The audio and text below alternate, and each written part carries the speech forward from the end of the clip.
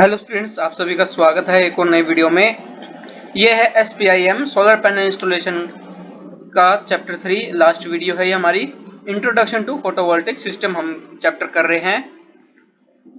तो इसके अंदर जो हमारे आज हम कवर करने वाले हैं एप्लीकेशंस ऑफ पीवी सेल्स की क्या एप्लीकेशंस होती हैं, पीवी IV की कैरेक्टरिस्टिक्स मतलब करंट और वोल्टेज की कैरेक्टरिस्टिक्स, कन्वर्जन एफिशिएंसी क्या होती है, साइट सिलेक्शन क्या होता है, और सोलर इरेडिएशन, सन एंगल और PV orientation and tilt angle और शेडिंग एनालिसिस या शैडो एनालिसिस बोलते हैं हम, वो क्या होता है।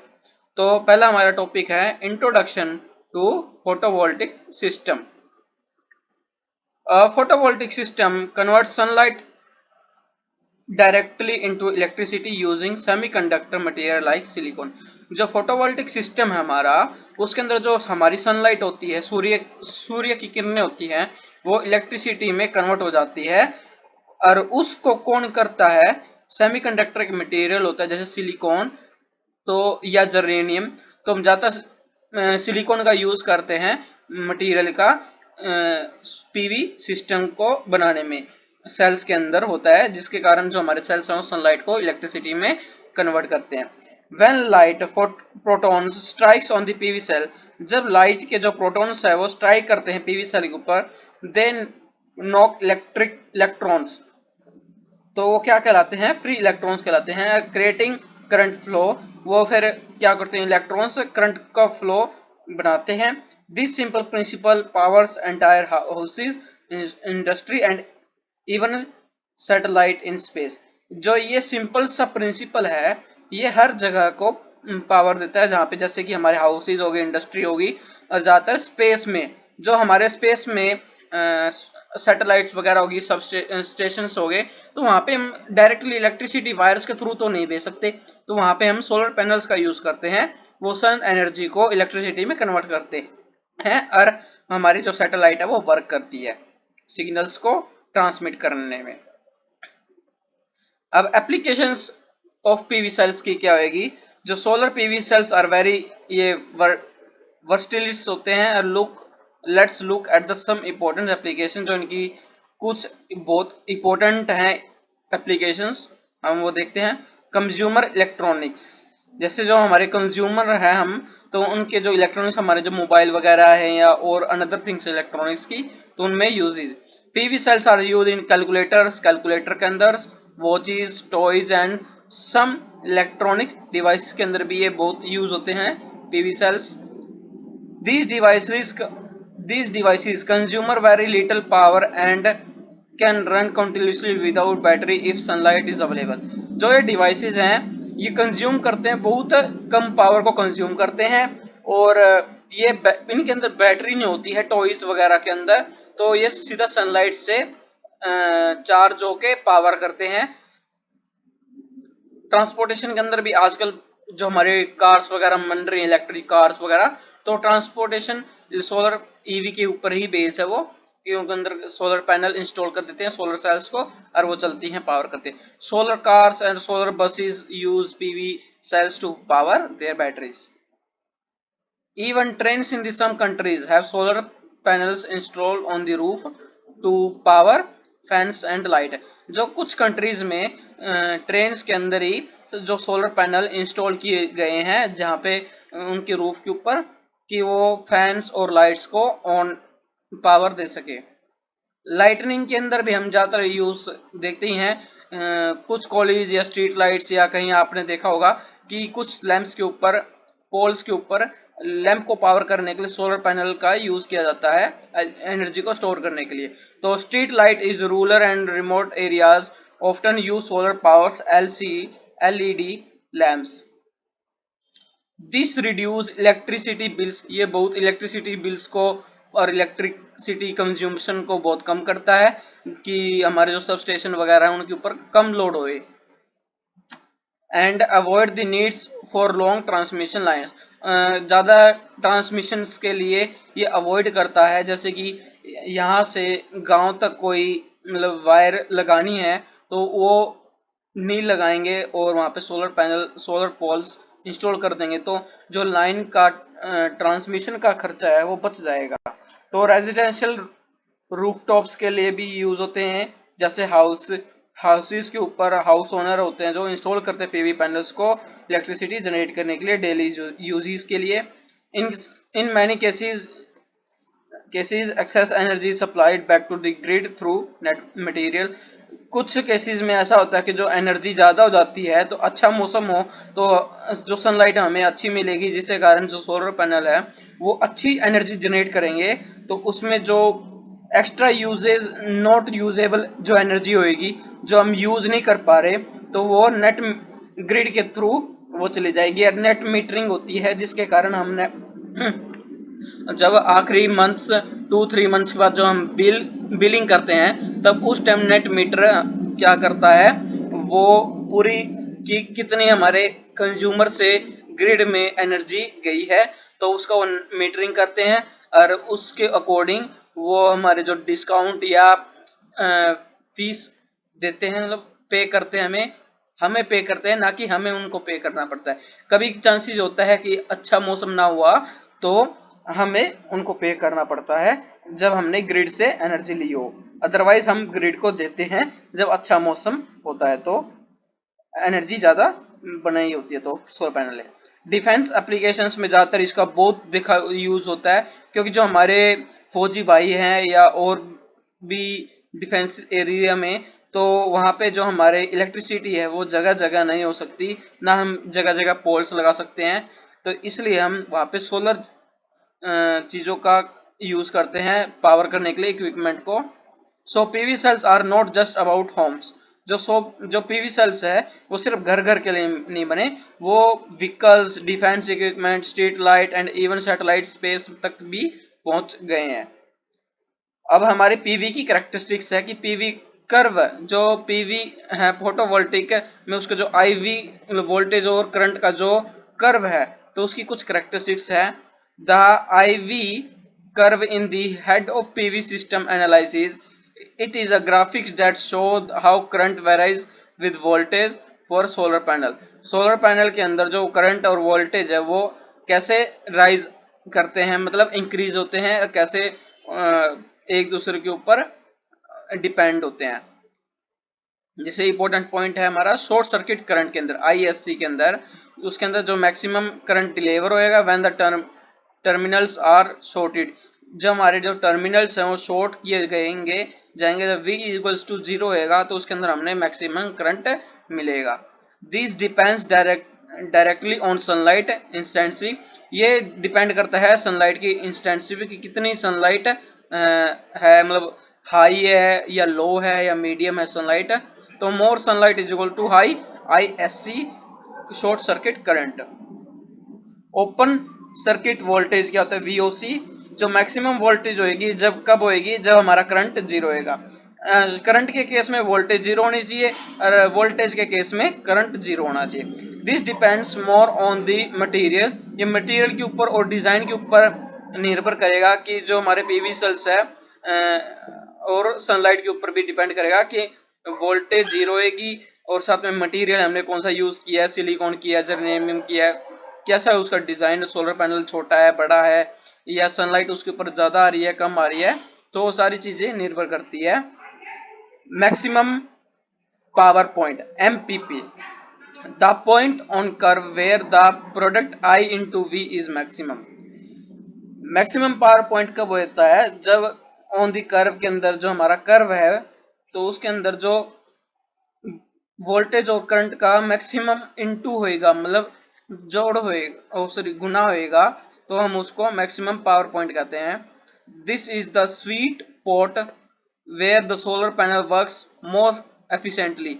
ये एक ऐसा स्पॉट होता है जहाँ पे जो मैक्सिमम सोलर पैनल की एफिशिएंसी देखी जाती है कि इतना अच्छा हमारा सोलर पैनल एफिशिएंसी कर रहा है। जैसे for example panel with VOC हमने कर लिए 20 वोल्ट्स एंड आईएससी 5 एम्पियर, तो may have MPP at ground 16 volt and 4.5 ampere given 72 watts of power. तो ये इसकी एफिशिएंसी बता दी। फिल फैक्टर एफ फैक्टर जिसे हम बोलते हैं, तो इंडिकेट्स क्या करता है, the quality of solar cell की, सोलर सेल की कैसी क्वालिटी है, ये इसका फॉर्मूला है। एफ एफ फिल फैक्टर निकालेगा, F is equal to fill factor is equals to voltage MPP की और करंट एमपीपी में मैक्सिमम पावर पॉइंट और बाय में वीओसी इंटू आईएससी। तो high fill factor means better design and low internal resistance, कि अच्छा design होएगा। High FF का मतलब फिल फैक्टर का जितना हाई फिल फैक्टर होएगा उतना अच्छा डिजाइन होएगा और उतनी अच्छी हमें एफिशिएंसी वगैरह मिलेगी। और लो के अंदर क्या है, लो इंटरनल रेजिस्टेंस मिलेगा, उसके अंदर रेजिस्टेंस कम होएगा तो हमारी जो करंट है वो अच्छा फ्लो करेगा।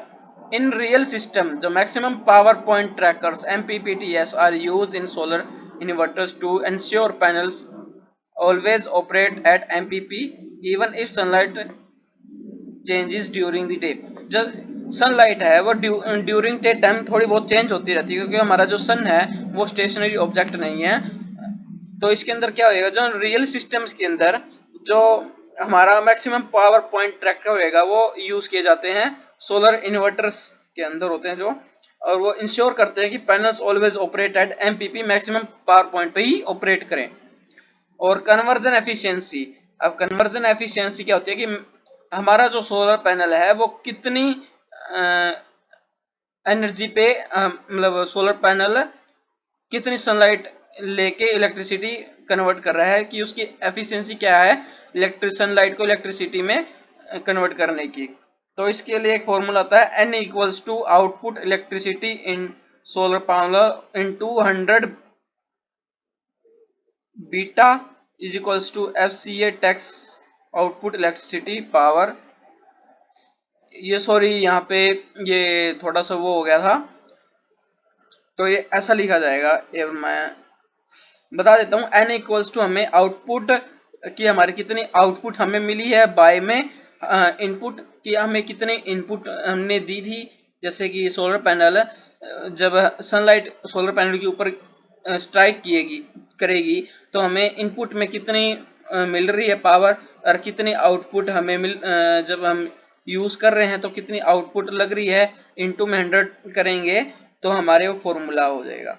तो N equals to output power by में इनपुट पावर इनटू में 100, ये है इसकी जगह, यहाँ से ये स्टार्ट होएगा आउटपुट इलेक्ट्रिकल पावर बाय में इनपुट सोलर पावर इनटू में 100।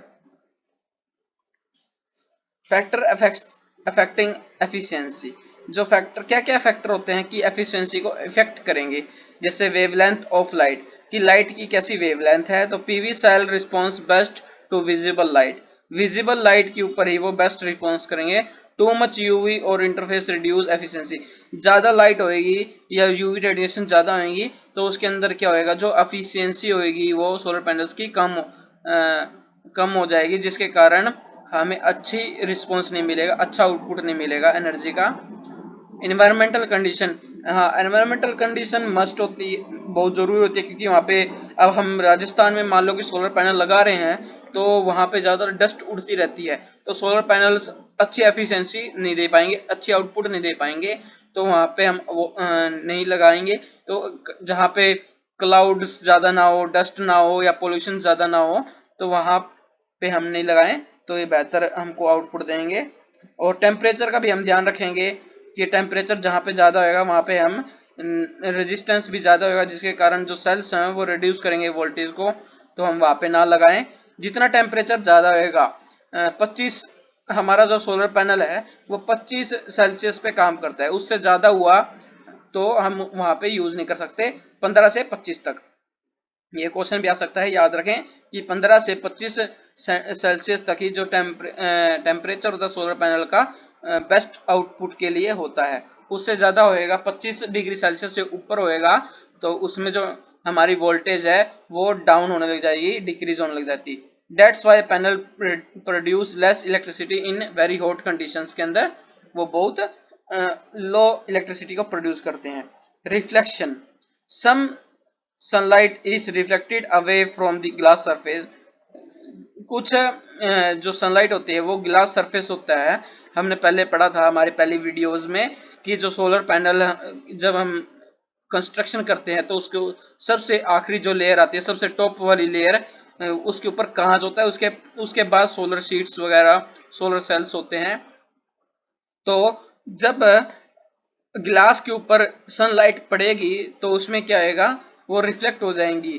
तो anti reflective coating helps reduce this. जो ग्लास है वो जो रिफ्लेक्ट करेगा लाइट्स को, तो उसके कारण जो रिडक्शन वोल्टेज का फिर भी वहां पे एक रिडक्शन दिखने को मिलेगा। रिकम्बिनेशन, ये क्या होता है, when free electrons recombine with holes. जो हमारे फ्री इलेक्ट्रॉन्स है वो रिकम्बाइन करे, वापिस से कंबाइन हुए होल्स के साथ, before reaching the external circuits. External circuit के पास पहुंचने से पहले ही वो वापस कंबाइन करते हैं, तो एनर्जी वेस्ट होता है वहां पे एनर्जी वेस्ट होती है। और मैंने आपको बताया जो टिपिकली कमर्शियल सोलर पैनल्स की एफिशिएंसी 15 से 22% हमें मिलती है, इससे ज्यादा नहीं मिल पाती। Selection of site, selection of site मतलब हम सोलर पैनल को इंस्टॉल करने से पहले क्या क्या चीजों का ध्यान रखना चाहिए कि वहां पे शैडो तो नहीं है, इन्वायरमेंटल कंडीशन कैसी है, तो हम देखते हैं। choosing the right site ensure long term reliability and maximum output। को मैक्सिमम आउटपुट और रिएबिलिटी, लॉन्ग लाइफ इंश्योर करने के लिए सोलर पैनल को, तो क्या कंडीशन है, एनवायरमेंटल कंडीशन में हमारी पहली कंडीशन आती है कि पैनल्स वर्क बेस्ट बिटवीन 15 से 40 डिग्री सेल्सियस तक वो करते हैं। सॉरी 25 मैंने बोला था आपको, 15 से 25 करते हैं, तो वो भी बेस्ट है, पर इसमें यहाँ पे लिख रखा है 15 से 40, तो 40 भी और 25 भी दोनों ही है, अच्छी है। तो टू मच हीट हम जब इसको प्रोवाइड करेंगे तो इसकी एफिशिएंसी लो होगी, जो हमने अभी पढ़ा था ऊपर। और ये ज्यादा हीट होने के कारण जो हमारे सेल्स हैं वो बर्न भी हो जाते हैं, जिसके कारण वो वर्किंग नहीं कर पाते। तो इस चीज का भी ध्यान रखना पड़ता है हमें कि की ज्यादा हीट वाला एरिया ना हो। Geographical location, close to the equator is equals to more sunlight hours. ज्यादा जितना क्लोजर होएगा इक्वेटर के, उतनी हमें मोर सनलाइट मिलेगी जल्दी। तो for example India receive 5 to 7 kilometres metres kilo watt hour per metre square per day. एक दिन के अंदर मीटर्स कितने, 5 से 7 किलोवाट मिलते हैं मीटर स्क्वायर पे। और स्लोप ऑफ लैंड, की लैंड का कैसा स्लोप है, लैंड विद स्टेप स्लोप में face drainage, erosion and foundation stability problem. कि जब ज्यादा लैंड का स्लोप हुआ तो वहां पे हमें ड्रेनेज की, इरोजन की और साथ में स्टेबिलिटी की प्रॉब्लम्स मिलेगी, वहां पे हम पैनल को अच्छी तरह स्टेबल नहीं कर पाएंगे। और डिस्टेंस फ्रॉम रेजिडेंशियल एरिया भी ज्यादा नहीं होना चाहिए।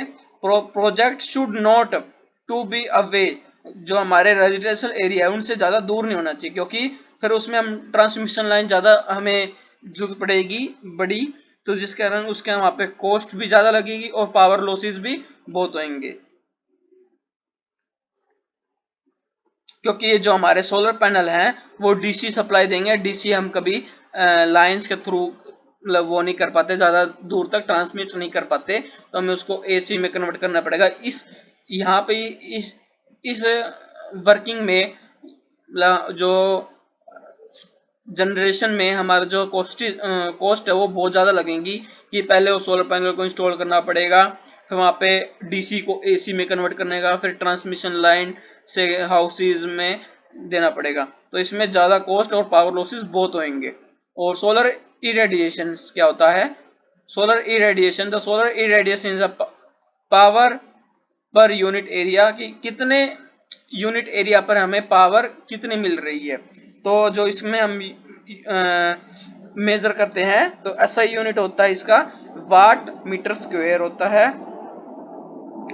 On a clean sunny day at noon, noon के टाइम मतलब दोपहर के टाइम जो क्लियर सनी डे होगा, मतलब साफ होएगा मौसम, तो जो इरेडिएशन है वो कितने 1000 वाट पर मीटर स्क्वायर को देखने को मिलती है हमें। It varies with time of day, season और वेदर। ये बढ़ती कब है, जैसे टाइम क्या अगर दिन के ऊपर भी टाइम, जो दिन का जो समय है उसके अंदर भी करती है, जैसे दोपहर के टाइम, सुबह या दोपहर शाम को। और साथ में सीजन की, कौन सा सीजन चल रहा है, जैसे जून जुलाई का चल रहा है या ऑस्टम वगैरह चल रहा है। तो और साथ में वेदर की, रेनी सीजन तो नहीं है, सनी सीजन है, या घने घने थोड़े से काले बादल दिखाई दे रहे हैं, या क्लाउडी है ऐसे। तो इसके ऊपर भी बहुत ये दिखाई देता है कि सोलर इरेडिएशन में पावर कम होने के चांसेस होते हैं अगर ज्यादा रेनी सीजन हुआ या सनलाइट उसको नहीं मिल पाई तो, क्लियर नहीं हो तो। More irradiation is equals to more electricity generated. Simple भाषा में ज्यादा रेडिएशन होगी, सोलर रेडिएशन ज्यादा होगी तो हमें इलेक्ट्रिसिटी ज्यादा जनरेट होगी। जो सन एंगल होता है, the sun angle is the angle that which sunlight strikes on the earth. Sun angle वो एंगल होता है जिसमें जो सन की जो लाइट है, सन रेज हैं, वो स्ट्राइक करती हैं अर्थ पे। कि कितने एंगल पे करती है, एट द इक्वेटर, इक्वेटर के पास द नून सन एंगल 90 पे होता है, मतलब पूरे हमारे ऊपर होता है सिर पे, इक्वेटर में। और इन समर के अंदर जो सन एंगल वो इंक्रीज करता है, मोर एनर्जी हमें मिलती है। और विंटर के अंदर जो सन एंगल है वो डिक्रीज होता है, तो लेस एनर्जी हमें मिलती है। This is why the solar panels produce more electricity in summer. तो हमें जो समर के अंदर सोलर पैनल्स है वो हमें अच्छी और ज्यादा एनर्जी प्रोड्यूस करते हैं। PV orientation and angles. PV की ओरिएंटेशन और एंगल्स। ओरिएंटेशन का मतलब है फेसिंग, कि हम पीवी पैनल्स की फेसिंग कौन सी साइड में करते हैं। तो ज्यादातर हम नॉर्थ या साउथ में करते हैं। Since this sun moves but panels are fixed. जो सन है वो मूविंग है, मैंने पहले आपको बताया था स्टार्टिंग में ही कि जो हमारा सन है वो स्टेशनरी ऑब्जेक्ट नहीं है, हमारे पैनल्स होते हैं जो स्टेशनरी ऑब्जेक्ट होते हैं। तो जो करेक्ट ओरिएंटेशन होनी चाहिए जिसके कारण हमें अच्छी पावर मिले। तो एक जीथियम एंगल होता है, इसके दो टाइप्स होते हैं, ये जेनिथी एंगल और azimuth angle, zenith angle sorry, angle between the sun and the point directly overhead. कि हमारे 90 डिग्री एंगल पे ऊपर, सर के ऊपर, और सन के बीच में, सन और हमारे हेड के जो ऊपर वाले और हेड 90 डिग्री के एंगल पे बीच को हम जीथियम एंगल कहते हैं। Zero mean sun is exactly above. कि इसका मतलब है कि जो 0 डिग्री हुआ जीथियम एंगल, तो इसमें हमारा जो सन है वो हमारे बिल्कुल ऊपर होएगा। और 90 means the sun is horizontal, और 90 मीन्स होया तो जो हमारा सूर्य है वो हमारे सामने होएगा, आंखों के सामने, तो हॉरिजॉन्टल। जितना ये जो एंगल कम होएगा, जेनिथ एंगल कम होएगा, तो इसमें हमें मोर एनर्जी रिसीव्ड होएगी। अजेनिथ एंगल क्या होता है, जो direction of sun measured from north. जो इसकी जो डायरेक्शन है वो नॉर्थ में से मेजर होती है। जो east is equals to 90, south is equals to 180, और इन नॉर्थन हेमिस्फेयर जो वेस्ट है वो 270 डिग्री का वर्क करती है। और इन इंडिया जो panel should generally face south, ज्यादातर ये साउथ में होते हैं पैनल्स फेस, पर कुछ चांसेस में साउथ के अंदर शैडो होती है तो हम इनको नॉर्थ में फेस कर सकते हैं। शैडो एनालिसिस, या शेडिंग एनालिसिस बोलते हैं हम जिसको। Shading analysis a big enemy of solar power. मतलब ये जो शेडिंग एनालिसिस है ये सबसे बड़ा प्रॉब्लम है इसमें, क्योंकि कुछ ऐसी जगह होती हैं जहाँ पे शेडो आती है और वहाँ पे हमारे जो सोलर पैनल है वो अच्छा वर्क नहीं कर पाता, जहाँ पे हमारी एनर्जी अच्छी जनरेट नहीं हो पाती। Even if 10% of panels is shaded होते हैं, it can reduce the output by more 50% because the solar cell are connected in series। जो हमारे सोलर सेल्स हैं वो सीरीज में कनेक्टेड होते हैं, ये तो हमें पता है। ये ऐसे ये कह रहा है कि जब हम सोलर पैनल्स को किसी शेडो वाली जगह में रखते हैं। जैसे कि अब आप एज्यूम करें कि आपके घर के ऊपर हमने सोलर पैनल इंस्टॉल कर दिए हैं और आपके घर के पास में ही एक पेड़ है जो थोड़ी सी छाया हाफ एरिया पे सोलर पैनल के एरिया पे उसकी छाया आ रही है। तो जो हाफ शेडो वाला एरिया होगा वहां पे कुछ समय बाद जो सोलर सेल्स हैं वो खराब हो जाएंगे, तो वहां पे ब्लैक ब्लैक डॉट से आ जाएंगे। तो जिसके कारण क्या होगी, जो सोलर पैनल की जो एफिशिएंसी हो 50% लेस हो जाएगी सोलर सेल्स की, क्योंकि वो सीरीज में होते हैं तो वो अच्छी एनर्जी दे नहीं पाएंगे और वो बहुत मतलब खराब ही हो जाएंगे, तो एनर्जी वो इतनी दे नहीं पाएंगे। और कॉजेज क्या, इनका क्या कॉजेज जो मैंने आपको बताया कि ट्रीज या नियर बाय कोई बिल्डिंग हो या पोल्स हो या इवन डस्ट के कारण भी ये ऐसे ब्लैक डॉट से आ जाते हैं। इसका सिर्फ एक ही सोल्यूशन है कि हम इसको शेडो वाले एरिया में ना रखें, हम पहले उसकी एनालाइज करें कि कहाँ कहाँ शेडो आती है, मेजरमेंट करके फिर ही हम उसको इंस्टॉल करें। एक हमारा टॉपिक है टिल्ट एंगल।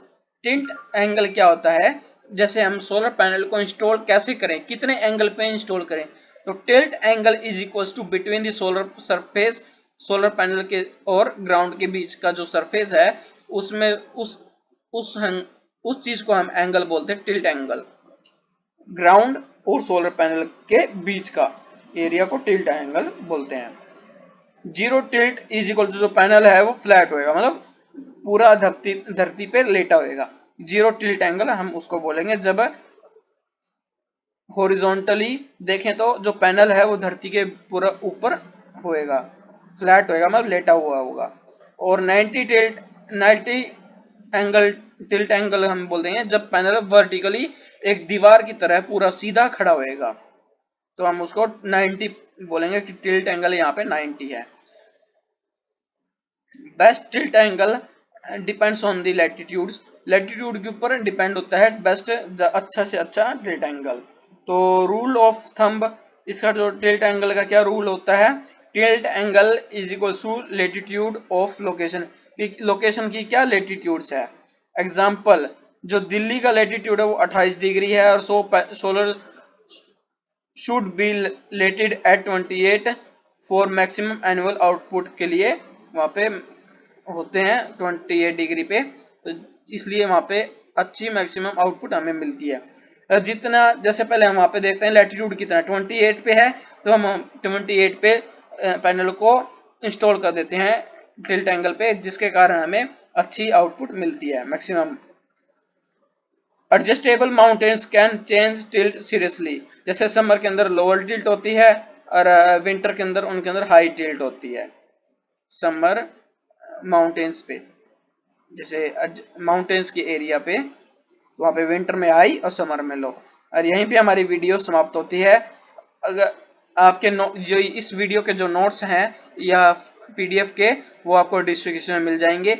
आपका सिर्फ एक काम है, वीडियो को लाइक करें, सब्सक्राइब करें चैनल को और अपने दोस्तों के पास, भाई बंधुओं के पास इस वीडियो को शेयर करें कि वो अच्छा ज्ञान लें और साथ में अच्छा परफॉर्म करें। चलो मिलते हैं नेक्स्ट वीडियो में, तब तक के लिए बाय। और कमेंट करें, और मुझे अच्छा लगता है कि आप कमेंट करते हैं। कोई मुझे कहता है कि आप इस विषय पे वीडियो बनाएं, तो आप भी कुछ मुझे गाइड करें कि मैं किस विषय पे नेक्स्ट वीडियो लेके आऊं। तब तक के लिए मिलते हैं, bye, see you later guys.